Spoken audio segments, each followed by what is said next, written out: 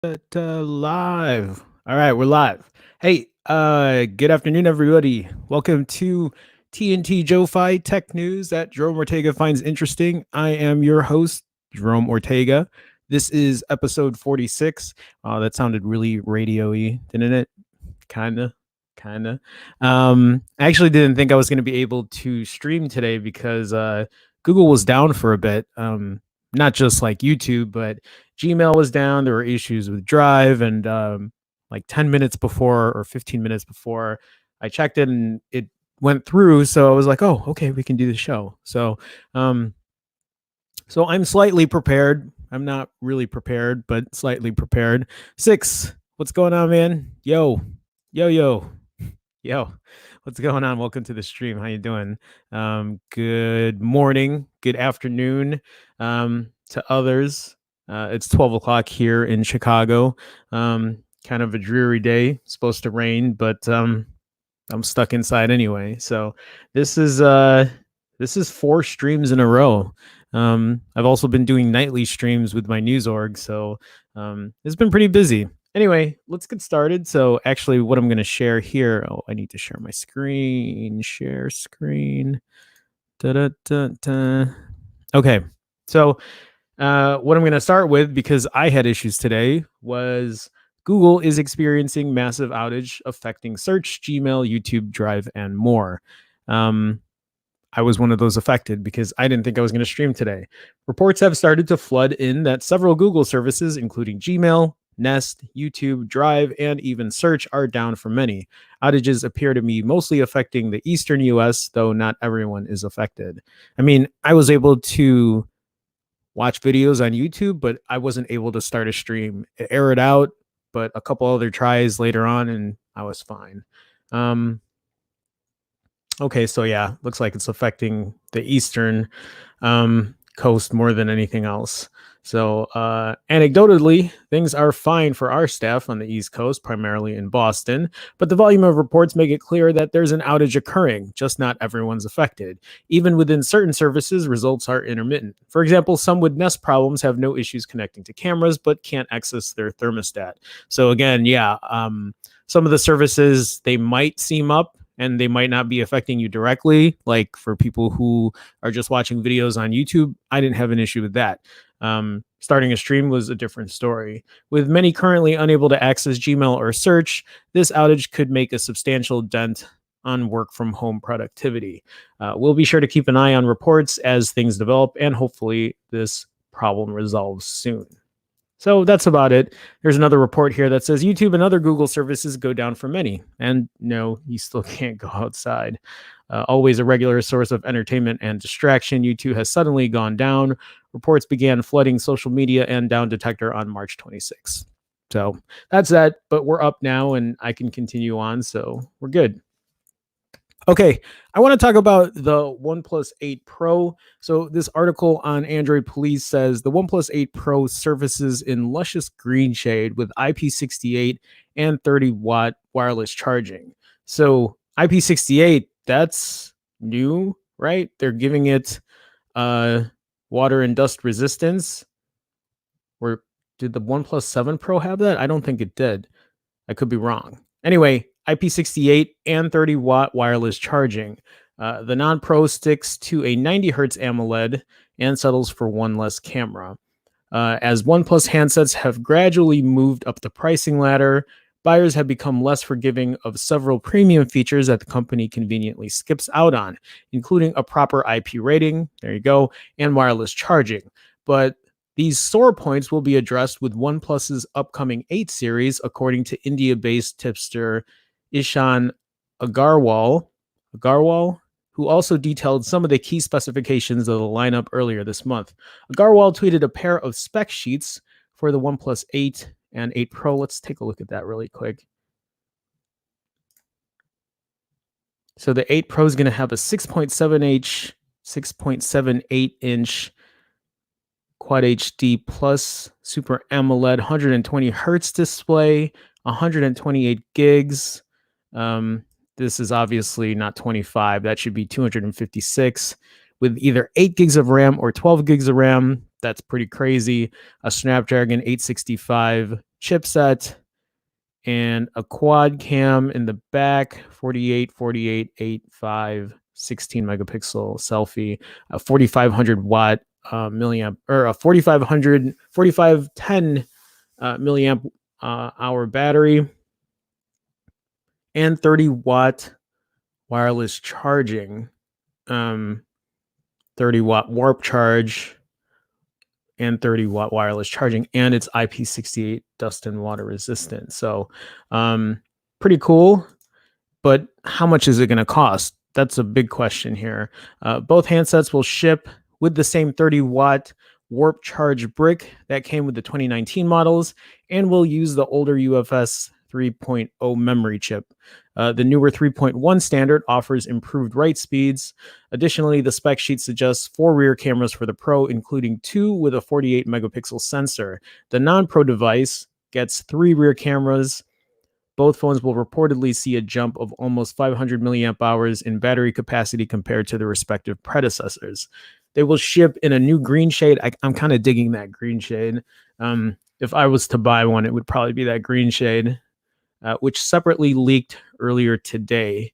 Popular leaker Steve H. McFly on Leaks released an alleged press render of the OnePlus 8 Pro in a refreshing green shade. I mean, there's literally no... That display here is, that front display is almost completely bezel-less. Wow. Okay. So OnePlus was also expected to launch a light model in 2020, but some previous reports suggest the phone's delayed. The last time we heard about the OnePlus 8 series availability, reports suggested that the Chinese company could unveil them around mid-April. I do like this green color. It's kind of a mint, kind of a teal. Teal's my favorite color.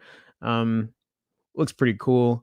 I don't know how well these cameras are actually going to perform, but they're pretty high-end specs, right? 865 Snapdragon chipset, 8 gigs or 12 gigs of RAM, 128 gigs or 256 gigs of internal storage. But the real question is, well, 120 hertz display for the 8 Pro, but how much is it going to cost? $699? That doesn't seem likely at all. Maybe. I mean, now that they're being certified, IP68 certified too, it's going to be up there, I think, in price. So, Six says Google may be down, but Pornhub must be seeing magical numbers. Yeah, I think so. Maybe. Will they? Wait, what? They copied Apple, but back in the day, the S6 from Samsung had a green version. Did they? I don't remember what that one looked like. Was it teal like that one too?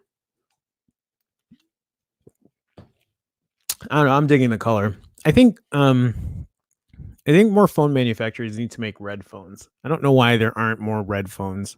It's one of, I don't know. Like if the iPhone 11 Pro came in red, that would have been the one I would have gotten right away.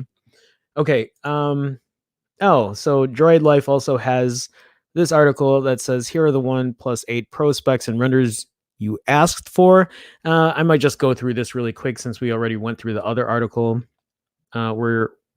We are sort of assuming OnePlus will soon launch the OnePlus 8, so it's no surprise that the internet's seeing a healthy fixin' of leaked specs and renders right now. This week, we're getting the OnePlus 8 Pro renders from iGeek's blog. Yeah, so pretty much what we saw earlier. 6.55 inch FHD plus Super AMOLED display with 90 hertz. So the OnePlus 8 will have 90 hertz, OnePlus 8 Pro 120 hertz. Okay, so the OnePlus 8's not going to have an IP rating, but the OnePlus 8 Pro will. Yeah, 4,500 milliamp hour battery, 5G connectivity. Depending on price, these phones already sound like serious contenders. Yeah, obviously serious contenders, but I don't want to see close to upwards of $1,000 for this phone because I'll pass. Seriously, I'll pass because I'm just not doing it right now. Daniel says teal reminds me of hammer tone. Why do I not know what hammer tone is? Do I have to Google that, Daniel? Daniel, welcome to the stream, man. How you doing? Hammer tone. Oh, wait. I'm getting hammer paint. Oh, okay. Why am I looking at this right now? Okay. You can explain later, Daniel. I'm assuming that's what you mean. Brian, yo, Jerome. Hey, Brian, what's up, man? Welcome to the stream. How you doing? Afternoon. Google it. I did. I did. I saw the paint kind of thing. Um, yeah, so I figured that's what you mean.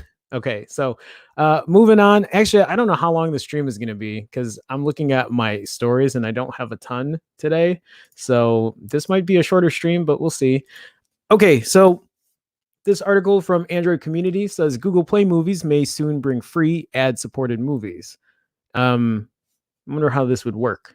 I guess that's why we have an article here. So this article says, as we continue to be quarantined or obey shelter in place calls to lessen the spread of COVID-19, we will be dependent on online content to keep us entertained. You have your Netflix, Hulu, Prime Video, and other streaming services, Pornhub.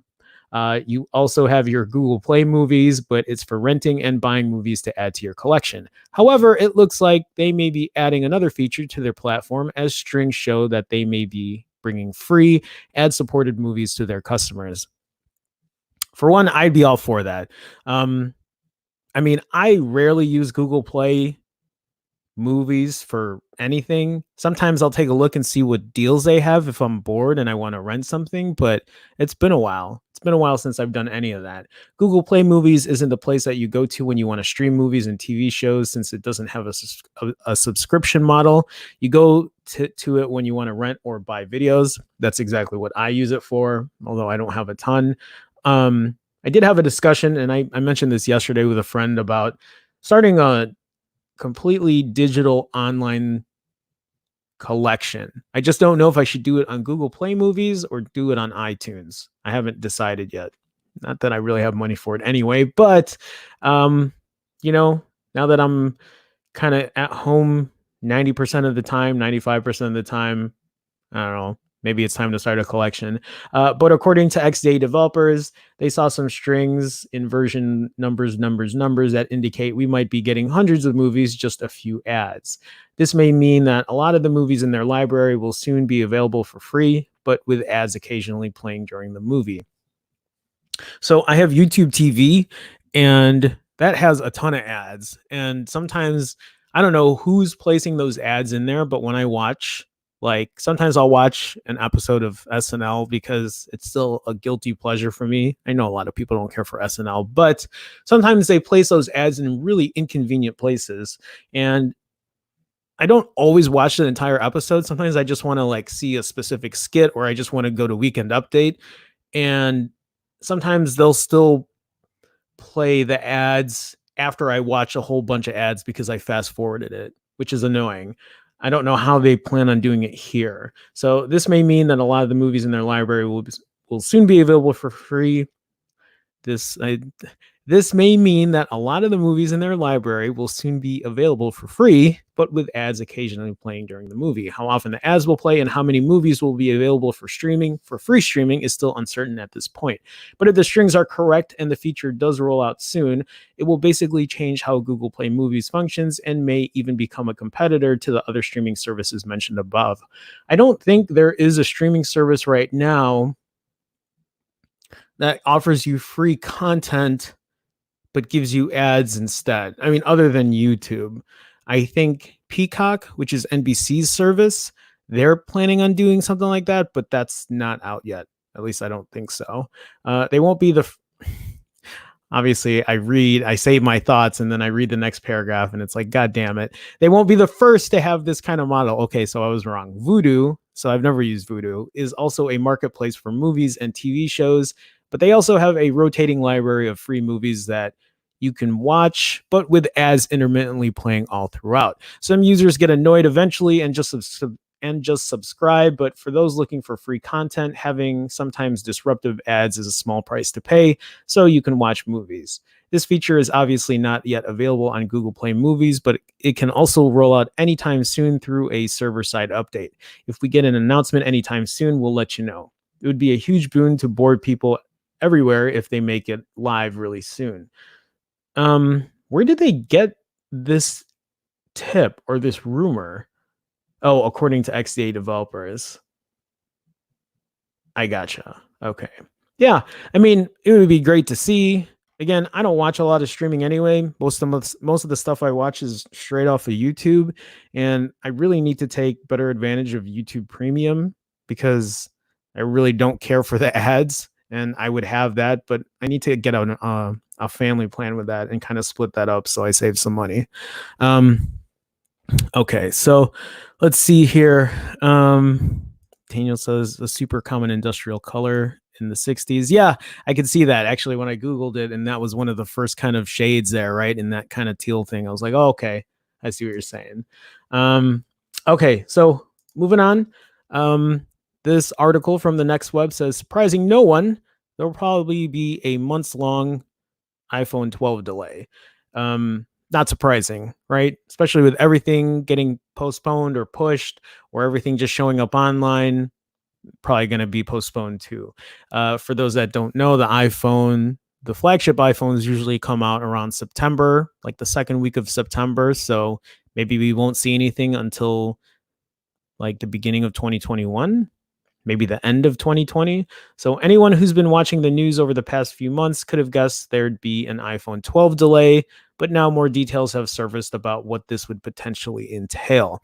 Like clockwork, Apple's handsets are normally released in September, but due to the coronavirus, this is looking to be in serious jeopardy. No, it's not a huge surprise, but it's now likely that this will be a months-long delay, with the devices potentially pushed back to next year. According to Nikkei Asian Review, Apple is facing an issue with the iPhone 12 on two main fronts: the supply chain and consumer hungriness. An iPhone 12 delay due to the supply chain isn't a hard one to rationalize. The company uses hundreds of suppliers across the globe, and the vast majority of these would have been impacted by coronavirus in some form or another. From what I've read, there's a ton of places that have shut down. There are factories or businesses that make a lot of these electronics. I think Foxconn is one that comes to mind, and can't remember the other one, but I think they've closed a number of locations around the world.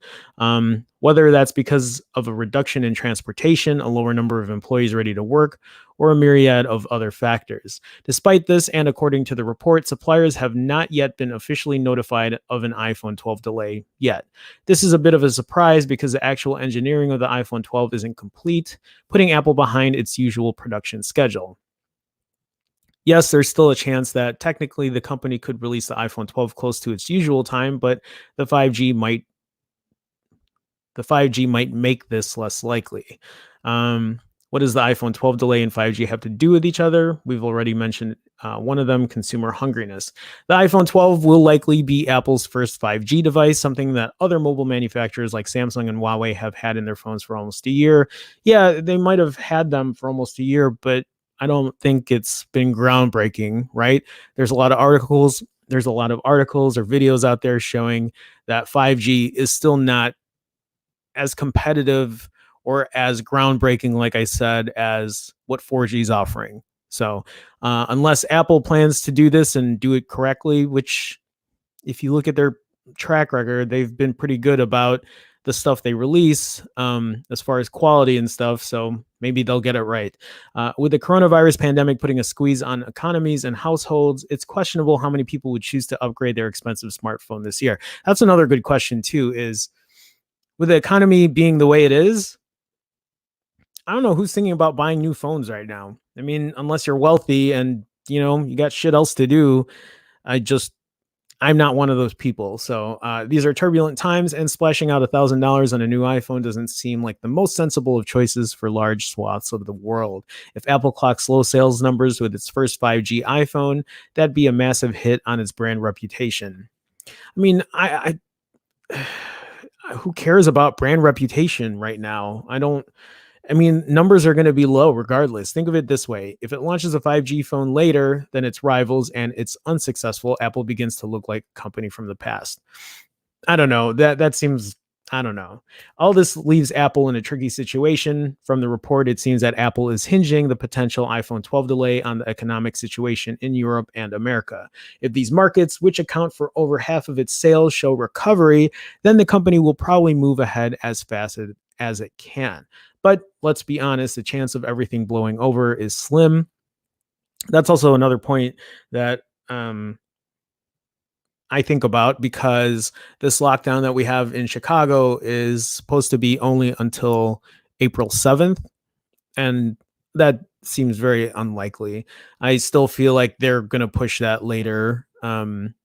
If not later into next month. I mean, I don't know, or maybe they'll keep things open and people will just get infected and spread it around some more. So who knows? At the moment, it seems like an iPhone 12 delay is inevitable. The big question is how much control Apple has over it and what the company will do with the influence it has. Personally, I'd be shocked if Apple didn't put out a handset in 2020. I mean, they're probably still going to put out their budget phone, right? Or their mid-range budget, whatever phone, their $399 phone, the successor to the iPhone SE, which might be the iPhone SE2 or the iPhone 9, whatever they called it. So I think that's probably still going to come out, is my guess. But there are so many factors at play that I think we can all say that I think all we can say with certainty is a September iPhone 12 launch would be miraculous. So that's it. I'm not. I just pulled this story because I was like, yeah, no shit, it's not coming out in September. I'd be surprised if it did. So, Gandek, hey, welcome to the stream, man. Thanks for stopping by. Gandek says, I used Google Play Movies once to buy The Interview when it was banned in theaters. Why do I not remember what The Interview is? Do I have to Google this now? The Interview. It's the it's whatchamacallit, the Seth Rogen and what's his name? Why am I forgetting his name? Franco, right? James Franco. Anyway, yeah, the North Korea movie. I forgot about that. I don't even think I watched that movie. Was it any good? I have no idea. Gandex says the world is delayed. Yes, it is. Yes, it is. Brian says this will be a weird year for smartphone purchases due to the unemployment level right now. Yeah, we were actually talking about this yesterday on our news show that there are reports that it might be 30%, which is, what was it the other day? But anyway, 30% would be worse than what happened during the Great Depression. And I just, who knows that economic impact after, or the domino effect of what's going to happen. So Daniel says Jerome ahead of the curve. Soon people will only be able to buy $100 phones. You know, and that's actually a really kind of good point, is they might, oh, I don't want to have this McDonald's story up right now. That's for later. Why am I frozen here? I can't access my other screen. Okay, let me figure out what's going on. No, anyway, Daniel has a good point. Maybe it'll force people to just buy cheaper phones, and that'll be, I don't know. I mean, who's buying $1,000 phones right now? I don't have the money for it, so I cannot access my other screen. God damn it. Okay, hold on, guys. Give me 1 second here because I don't know what's happening. Share screen. Okay, my whole other screen just stopped working. God damn it. Of course, when we're happening live and then it's not working. Actually, my mouse isn't working. That's what's happening. What? What is going on, computer? Son of a bitch. Sorry, guys. What the fuck?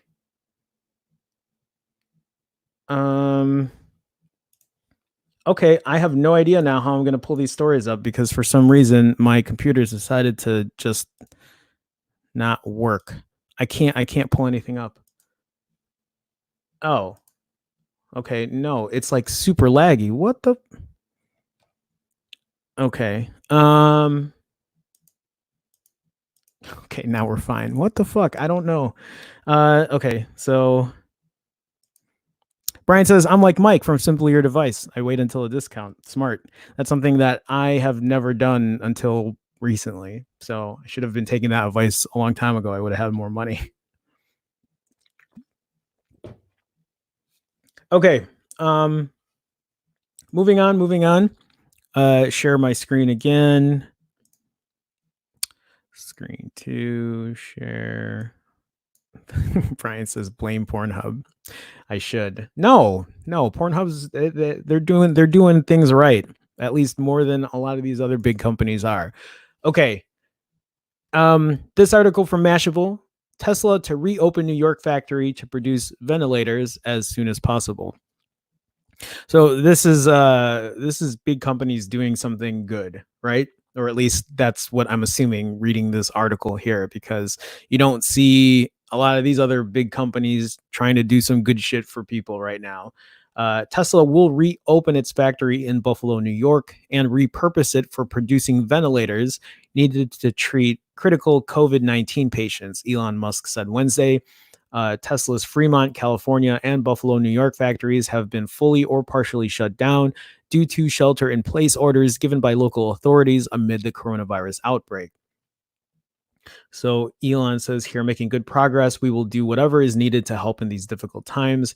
Giga New York will reopen for ventilator production as soon as humanly possible. We will do anything in our power to help the citizens of New York. Thank you, Elon. Thank you for somebody who I have a hard time with people who are like these billionaires or whatever, and I'm just like, fuck them. But here's somebody who's actually trying to do something useful to help people, right? To help everybody. Giga New York will reopen for ventilator production as soon as humanly possible. Okay, I just read that. Tesla has recently been working with Medtronic, a company that produces ventilators, to start producing one of their devices. Medtronic CEO Omar Ishrak said in an interview with CNBC. Musk previously said that producing ventilators at its factories is possible, but that it may take time. His claims were initially met with skepticism by some experts, but the Medtronic CEO said the company is fast on track to start the ventilator production. He also said Medtronic is looking to partner up with other companies to produce ventilators at their facilities as well. Over the weekend, the FDA relaxed the rules on the manufacturing of ventilators, making it easier to companies in other sectors, such as Tesla, to start producing them. Tesla also purchased 1,255 ventilators from China and delivered them to the city of Los Angeles. Thank you. The ventilators are extremely important as they're used in treating critical COVID-19, the disease caused by coronavirus patients. An estimate from the Society of Critical Care Medicine said that 960,000 people may need to be put on ventilators due to the outbreak, and the U.S. only has about 200,000 of them. Look at that number, man. 960,000 people may need to be put on ventilators, and we only have 200,000 of them. Notably, in his interview, Ishrak estimated this number much lower at 60,000. COVID-19 has so far killed more than 18,500 and infected more than 416,000 people. The outbreak has been worsening in the US in recent weeks, with more than 65,200 confirmed cases and 928 deaths. Actually, if you look at that number, this is a number that I've been pretty I'm always, I don't know, it's like I'm hyper aware. I'm always looking, either OCD or just not OCD, but it's like almost been obsessive. But look at how, okay, this number just jumped again. So the US was like down here, like 7th or 8th, and now they're 3rd. I mean, they're literally, the cases in the US are going to be more than Italy at this point. Yeah, and we weren't prepared for this. Actually, look at this. Look at how close Italy is about to overtake China, and so is the US. Again, I don't know, right? I don't know. There are a lot of factors that play into this, like how much stuff is really being reported, how much stuff isn't. Testing kits for countries, but goddamn, like 75,000. If you look at the US, I know that my computer I should have restarted because I don't know why it's being super slow, because now I'm like stuck again. God damn it. Well, once this comes back up, I remember on March 1st, the US had 75 cases reported. 75. Today's the 26th, and now we're seeing 75,000. My computer's completely frozen or slow. I don't know what's causing it to slow down so bad. I didn't install a virus, guys. Um, I didn't mean to install a virus. New York right now is showing 37,000 cases, uh, with New Jersey in second at 4,400. Illinois here at 1,800. So, um, yeah, and obviously, the U.S. isn't the only country that needs this shit. So, it's great to see Tesla, kind of stepping up and using their factory to actually help the people. But yeah, I mean, with this pandemic, I mean, there's just so much shit going on. I don't. It's nice to see a company doing something good for the people. That's the best way I can put it.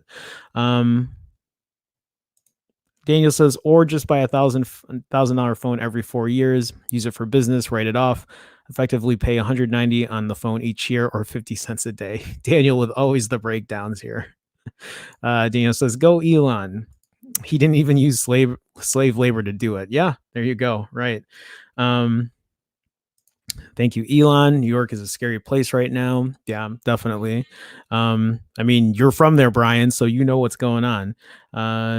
Daniel says, I heard Elon is 3D printing ventilators. Oh, that's really interesting if that's what they're doing. US would love to report it, but reports cost $100. Gotta use a whole stamp. Krishna made it. Hey, Krishna, welcome to the stream, man. Thanks for stopping by. How you doing? How's it going? How's everything in your part of Chicago, man? Hope you're doing well. Thanks for making the stream. Krishna says, in Musk we trust. There you go. Okay, so yeah, good to see. So let's move on to Huawei, and hopefully my computer doesn't slow down. If it does, I apologize in advance because it's kind of out of my control right now. I need to see why it's slowing down. I don't think I left it on overnight, so I don't know. Okay, so this news is what everyone's talking about today. It's showing up all over my feed. Everybody on YouTube who got the device from Huawei directly is posting, the embargo or whatever for reviewing is lifted. So everyone's posting their videos for the Huawei P40. Out of all the articles that I found this one the most interesting title wise because it's talking about mobile photography. Obviously I'm a big fan of photography. So this article says Huawei's P40 series is here to revolutionize mobile photography. Is it?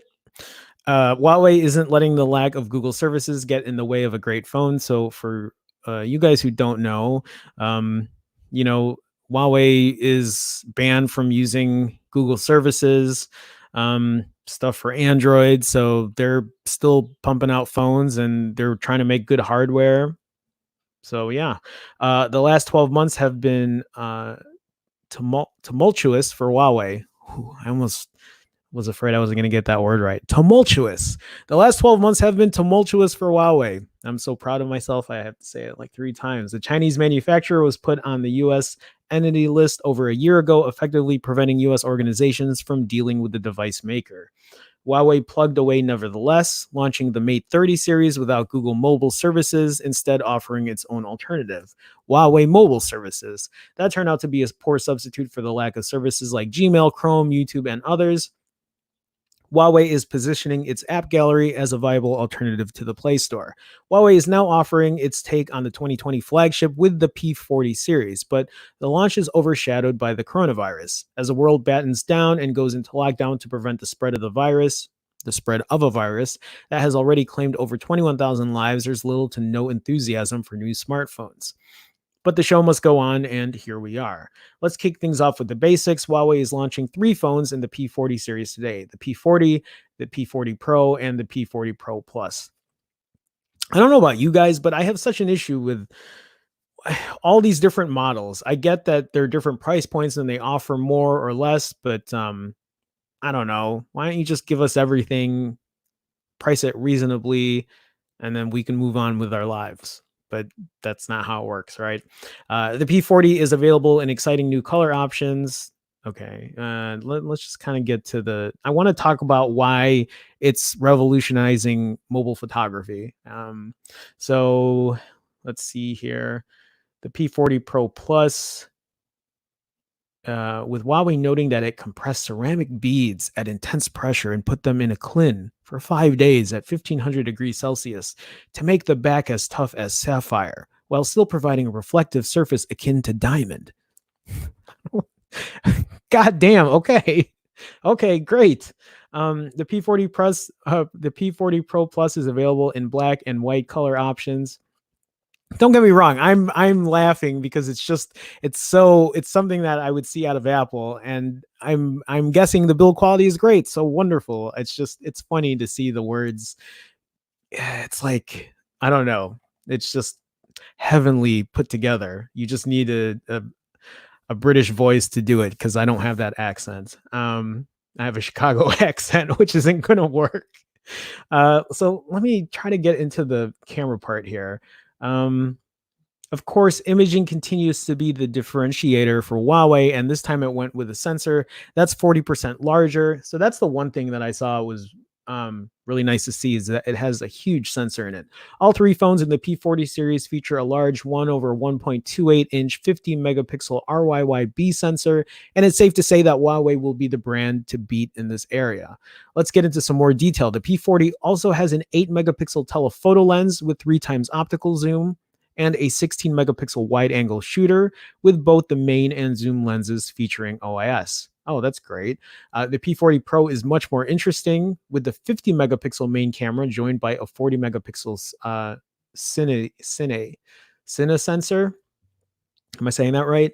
The same as the Mate 30 Pro, and a 12 megapixel f3.4 aperture telephoto lens with a 5 times optical and 50 times hybrid zoom. The P40 Pro also has a time of flight module. So you can see it here.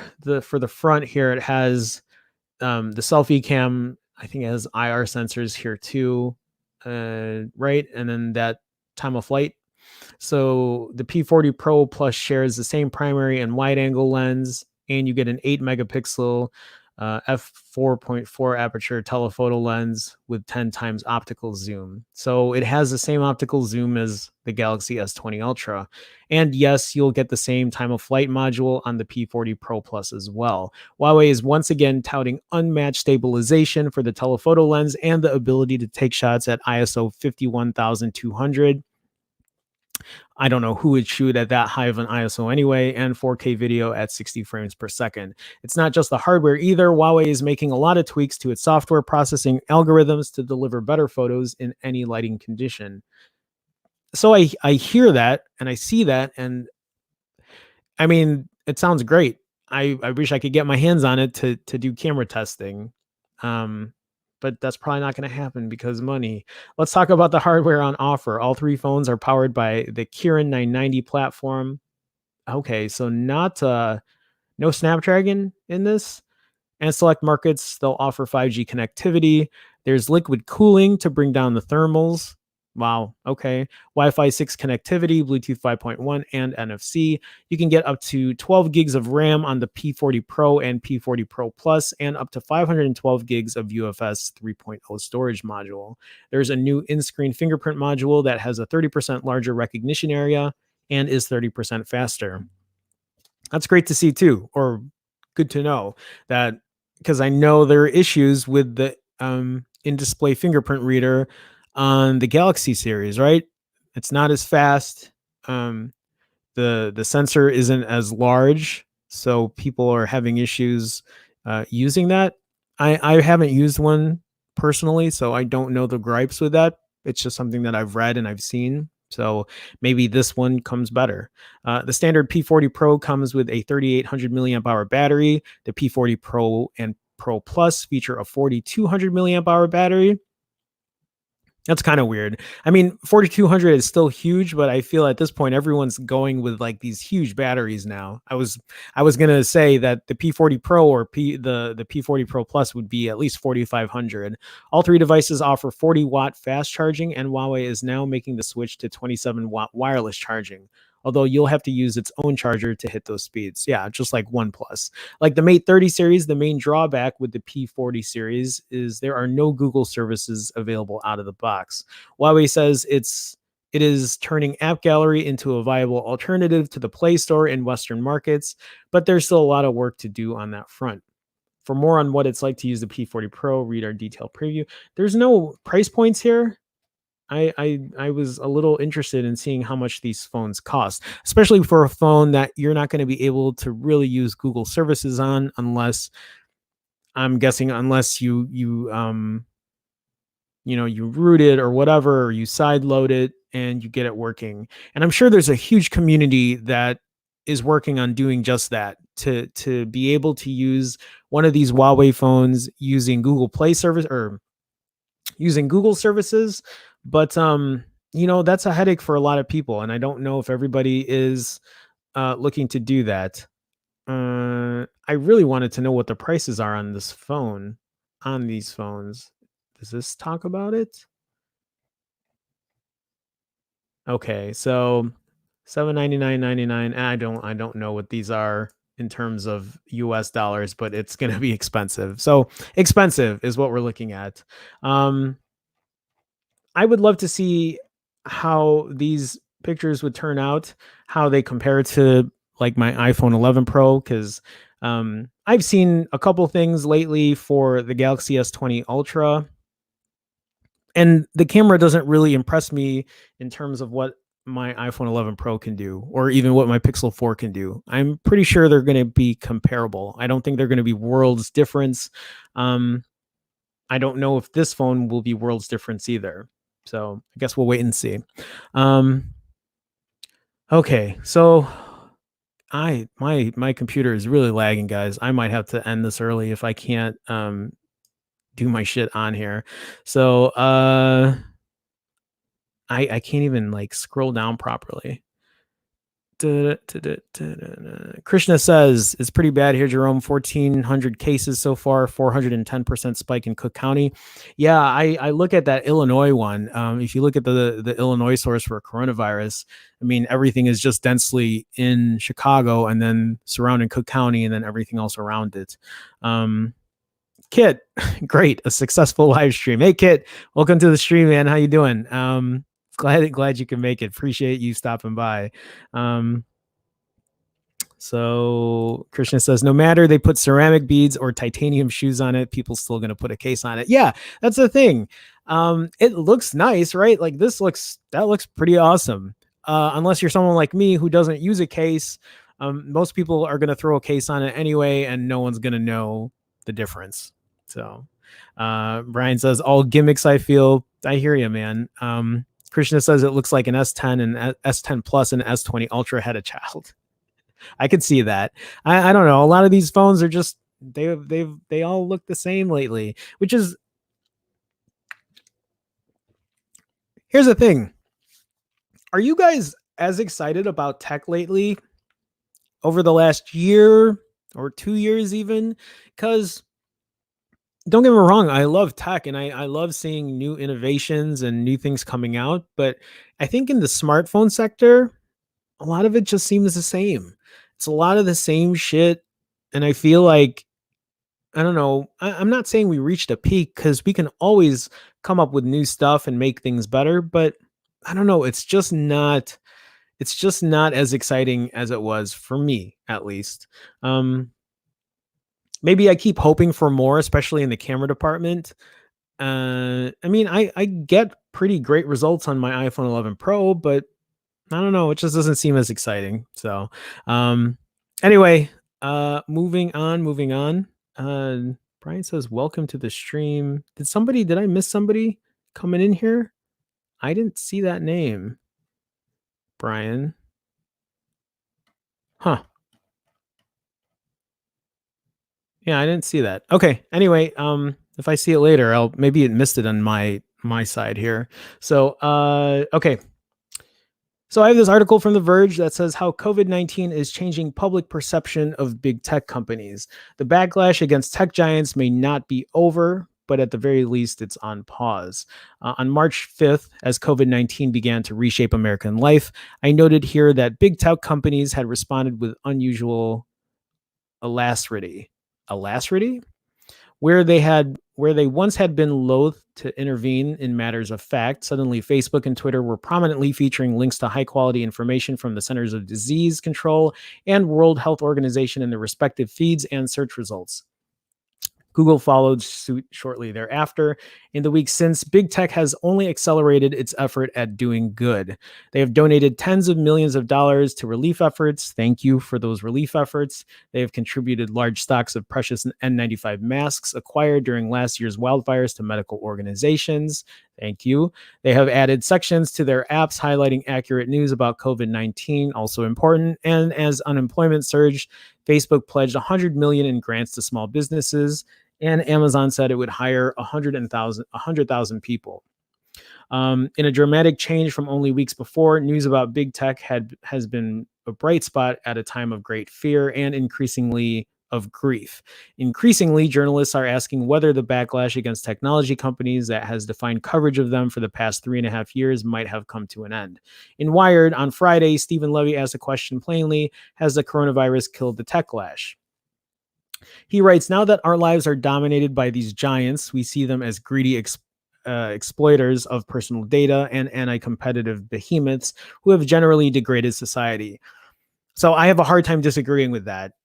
For somebody who was such a big backer for Google and their whole mantra of, you know, do no evil. I'm probably getting that wrong, but you know what I mean.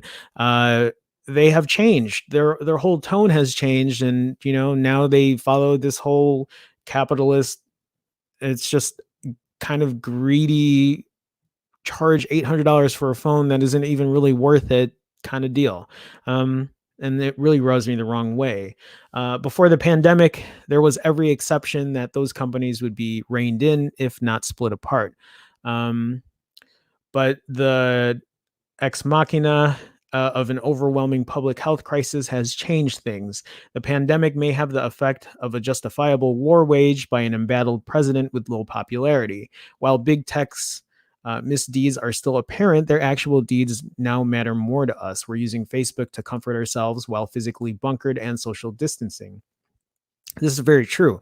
I mean, I'm streaming from behind here now. We're using Google is being conscripted as a potential hub of one of our greatest needs, COVID-19 testing. Our personal supply chain, literally the only way many of us are getting food and vital supplies, is Amazon. Who knew the techlash was susceptible to a virus? This is an interesting article. I'm not going to go through this whole thing, but it's like you're damned if you do and damned if you don't. I can sit here and I can bitch about Google, but I use their services all day, every day. My mom orders a bunch of shit from Amazon. We're dependent on them because this is kind of what's been put in place. Still, it's possible that even a perfect response to the COVID-19 crisis could plant the seeds for a future backlash. So much of the frustration with tech companies in recent years has originated from the fact that they are inescapable. Dependence breeds resentment, and the fewer alternatives consumers have to tech giants, the more resentful they are likely to become in time. It's also possible and even likely that tech companies will make significant errors in their handling of the crisis, which could set back any progress they have made. But all that can wait for another day. For better and for worse, Americans are relying on technology companies to get them through the next several months. If there was ever a moment for these companies to prove their worth, it's now. It is now, but it should have been for a while. This is something that's been an issue about greed. And I mean, my news org, we were just talking about how, again, Amazon, right? Jeff Bezos was dumping billions of dollars, into the stock market before this whole crash happened. If you're telling me that there was no seeing I don't know. I mean, maybe the writing was on the wall and, he was making a financial move there, but I think about insider trading or just, shit that like we're not privy to. I don't know. I don't know. It's hard to just I don't know. I feel like I talk about the same stuff every day and just bitching about big companies, but man, I just feel like they're not on our side. A lot of them are not. Um, Krishna says full screen phones have reached to their peaks. Glass sandwich is old now. Foldables are the next hot new thing. Yeah, I mean, I guess I'm not even that excited about foldables. Maybe because they're not completely done right yet. Maybe because I haven't had one in my hands, but a lot of these foldables are still not at the top specs that these higher end phones are at. Maybe I need to see both have that foldable with all the very high end specs, but I don't know. Still not as exciting. It's not. At least for me. At least for me. Brian says, yeah, but the foldables have too many drawbacks currently. Maybe add the IR blaster back. Ooh, I would love the IR blaster. I miss that. So we can simply control appliances again with our smartphone. I remember the best thing that I had when I had my LG, what was it, G5? The LG G5 had an IR blaster, and I would use that. I would go to the bar and I would turn the TVs off because I was a dick about it, and I thought it was the funniest shit ever.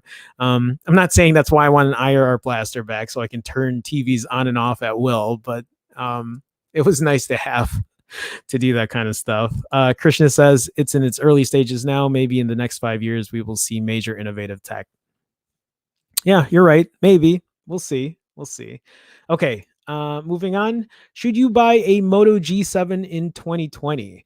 The best answer, yes. You should still buy the Moto G7 in 2020, while Motorola has announced 2 new Moto G models for this year, the G Stylus and G Power. The G7 continues to offer a great user experience and still holds up as one of the better mid-range phones you can buy right now. If the Moto G7 is at $300, I don't think that's something I would recommend right now, personally, for me. I was lucky enough to have Mike, Simply Your Device, lend me his G7, and he was able to get it for $180, and I thought that was a great deal then. At $300, I don't know. I think there might be some other phones that are still worthwhile, or maybe getting something used with something more powerful as a processor. I feel like the G7 is a great phone and it does a lot, and actually the camera's pretty decent on it. But as far as performance goes, I was always having lag issues with it, and it just I don't know. Maybe because I use a higher end flagship phone, right? The iPhone 11 Pro, the Pixel 4. I'm used to having a lag free or a mostly lag free experience. The Moto G7 would tilt me every now and then when I was trying to go in between apps. Again, I'm not saying it's the worst phone in the world, but it's also not the best phone in the world. And if you can deal with a little lag, then I'm guessing you'll be fine. So, but at $300, I'd kind of maybe wait for a better deal where they drop it $100. From a hardware standpoint, a lot of the G7 specs are every bit as good today as they were when the phone first came out. Qualcomm Snapdragon 632 processor paired with 4 gigs of RAM isn't very impressive on paper, but in day-to-day use, it still offers ample performance for most apps and games. 64 gigs of internal storage is still plenty of room for most folks, and should that end up not being enough, you can easily expand it using a micro SD card. Fair enough. Other specs like the 3000 milliamp hour battery, 12 megapixel plus 5 megapixel rear cameras, and a 3.5 millimeter headphone jack further contribute to the G7 as a complete package. On the software front, the Moto G7 is stuck running Android 9.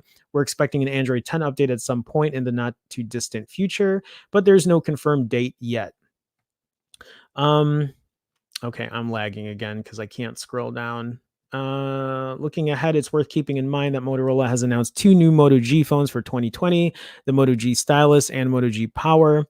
Motorola is yet to give a firm release date for the 2 phones, but we're expecting them to launch in the coming months. So if they do, then yeah, don't spend the $300 right now. Hold off a little bit and wait for it to drop in price. Compared to the Moto G7, the G Stylus and G Power offer some notable upgrades, specifically a newer Snapdragon 665 processor, improved cameras, bigger batteries, and an include stylus with the G stylus. The phones will also ship with Android 10 and likely see an update to Android 11 later down the road. The G stylus and G power will be better purchases than the G7 when they're released, but for right now, the G7 is still the latest and best Moto G phone you can actually go out and buy. Yeah, I guess if you're in a pinch and you need a phone right now,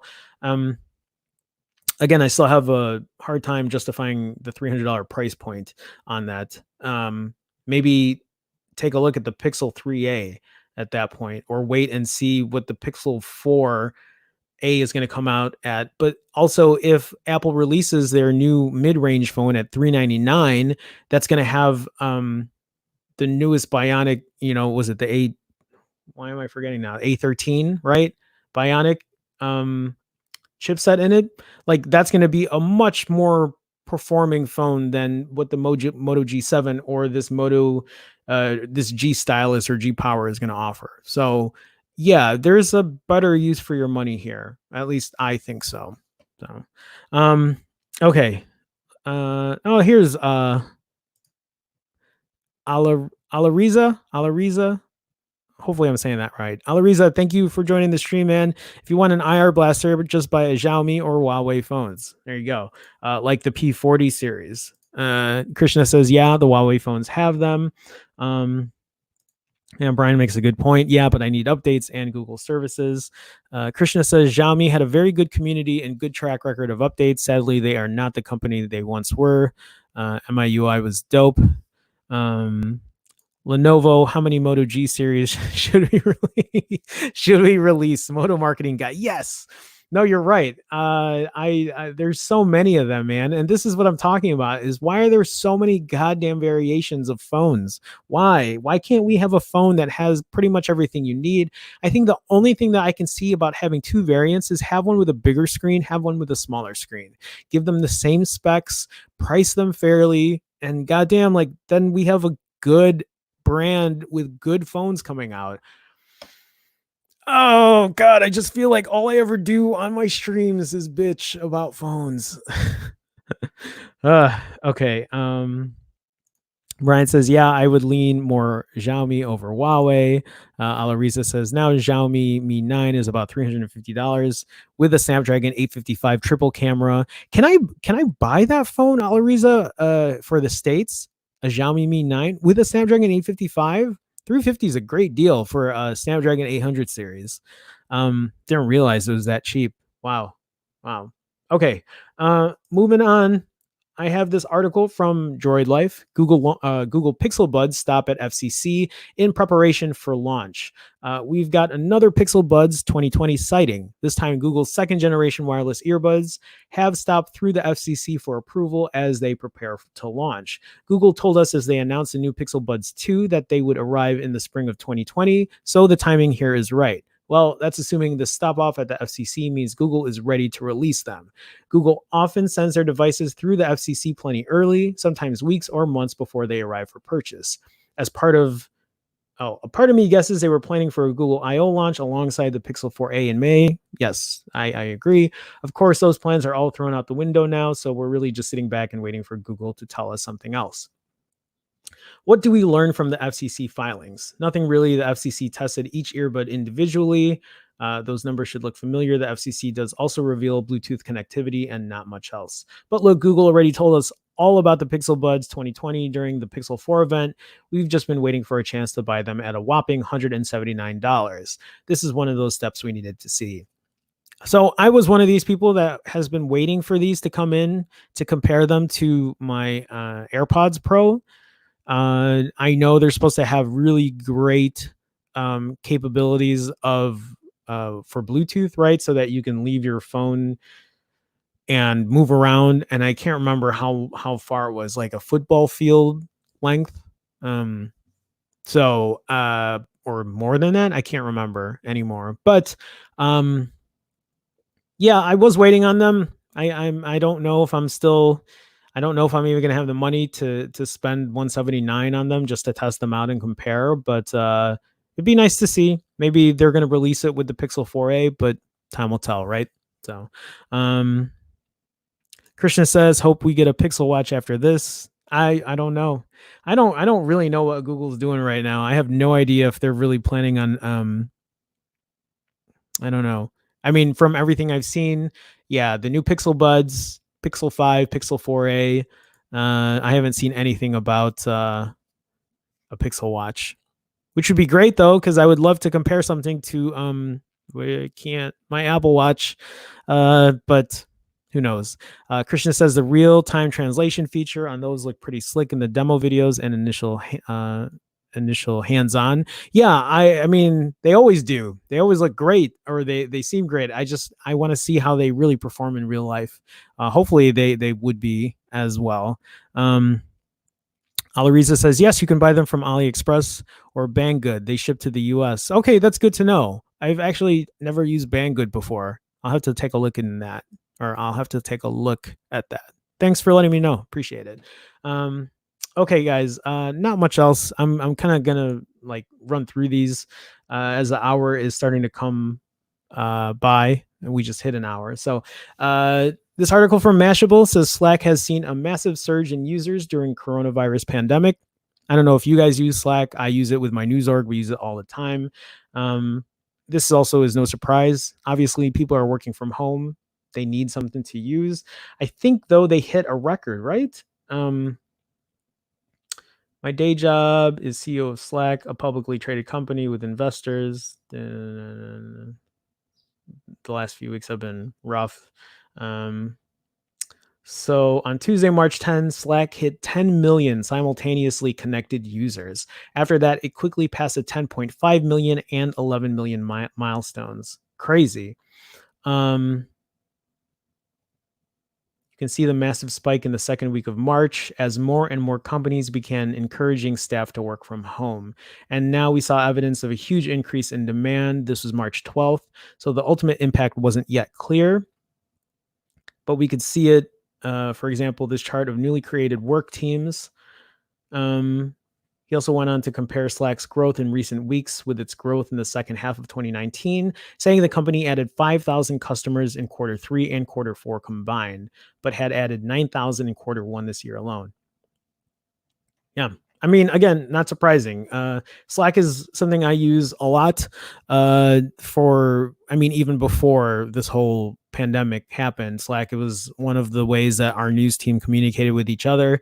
The way I'm streaming with you guys now, I use StreamYard, and that's been really helpful. And it's even with our news org, we use the same thing, and it's been pretty flawless. Pretty happy with their streaming, and it's a browser. It's browser based streaming too, and it's great. Works really well. Brian says here, Google really needs to work on fundamental stuff like battery life and integrates the products to work perfectly with each other. Yeah, Apple gets it down so well with their products. The battery life thing, I think they'll be able to fix, right? Just put a bigger battery next time, guys. I'm sure that's what they're going to do.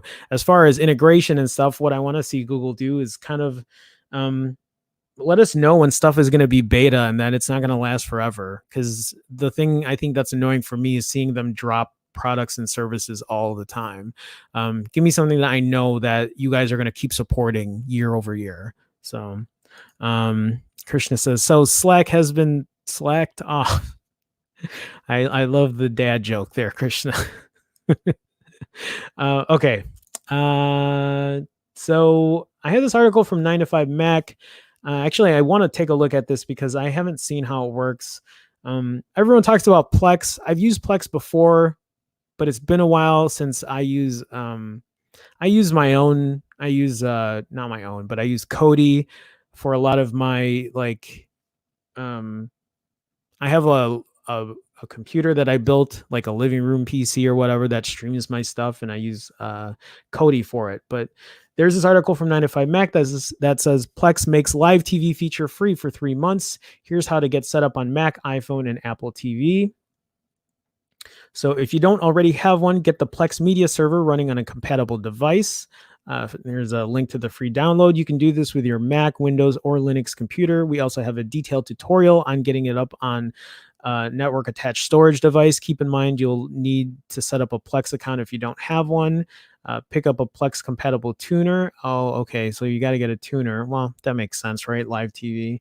So yeah, And that's how you get live TV for 3 months, feature free for 3 months. So that's how you do it, guys.